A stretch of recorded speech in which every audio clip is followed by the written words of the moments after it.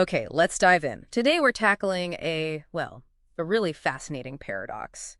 Eritrea. Hmm. It's an economy often described as, one of the world's toughest. Yes, absolutely. Yet our deep dive into the sources reveals some surprising pathways for multinational corporations. It does. So the question for you, the learner, is how do you even begin to crack a market like this one? Well, what's truly insightful here, I think, is that this isn't about your traditional market forces at all. Right. You're not just selling products. You're essentially becoming a strategic partner to the government itself. Partnering with the government. Okay. Yeah, exactly. Right. So everything from your tech to your long-term commitment, it all has to align perfectly with their national vision. You often bypass conventional market entry routes entirely. Ah, okay. The whole mission of this deep dive, really, is to understand how well-prepared actors can navigate this very unique landscape. And what we found is, it's less about sales figures and much more about that strategic alignment with national priorities. Exactly. Our sources pinpoint 3 high potential sectors. They're linked to major anchor projects, those big foundational initiatives driving the economy. The ones that show where the government's focus is. Precisely. We're talking mining, agriculture, and infrastructure. The sources even name specific companies like Caterpillar, Yara International, Orascom Construction as potential fits. And you really have to forget everything you know about free markets here. Eritrea operates as a command economy, Meaning dominant state-owned enterprises, really strict foreign exchange controls, and a non-convertible currency. So even getting profits out becomes a strategic negotiation. Wow, okay. And the legal framework is, well, underdeveloped. Just setting up shop can take an average of 84 days. 84 days. Yeah, involving registration with 6 different government offices. That's a significant hurdle before you even start anything. 84 days, so definitely not a quick setup.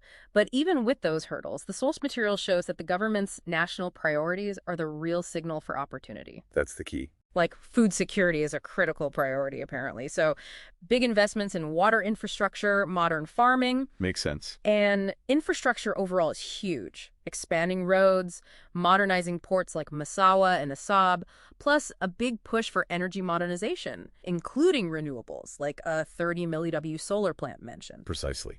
And these national goals, they create direct commercial opportunities. Take mining, Okay. the Kaluli Potash Project, the Bishop Base Metal Mine. These are global-scale assets. Now, often Chinese state-owned firms operate them, but there's still significant demand for, best-in-class tech and equipment. Ah, so that's the opening. That's where a company like Caterpillar, perhaps, with its heavy equipment for large-scale mining, could find its niche, offering superior productivity, for example. But if Chinese state firms are so dominant, how do Western firms really compete? Is it just better tech, or is there more to it? It's more. Definitely more. Look at agriculture.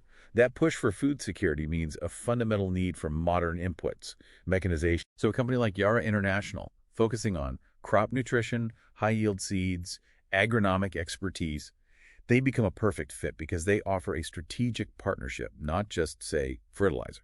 Got it. They're helping transform a whole sector. Exactly.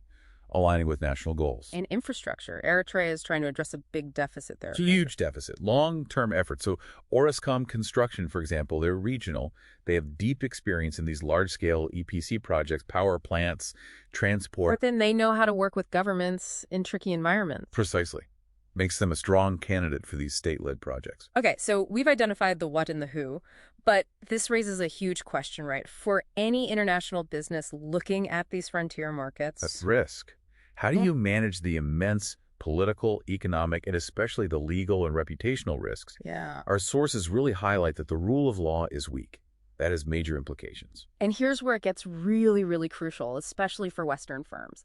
That landmark Canadian Supreme Court case, Nevson v. Araya. Ah, yes. Nevson. Very important. It set a precedent, didn't it? Parent companies could be sued back home for alleged human rights abuses, like forced labor, at a mine in Eritrea. That's right. It completely changes the game. Abstract ESG concerns suddenly become very concrete legal and financial liabilities. Concrete liability. Exactly.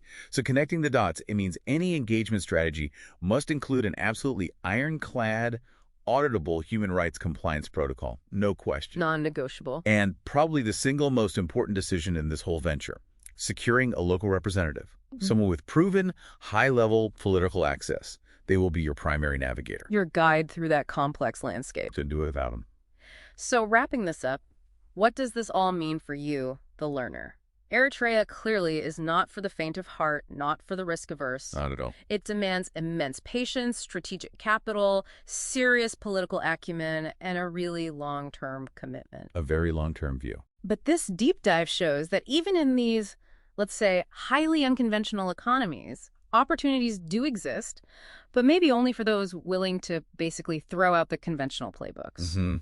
You have to understand the real landscape of risks and rewards. Right. Which leaves us pondering, what other kinds of unique engagement models might unlock other challenging markets around the world?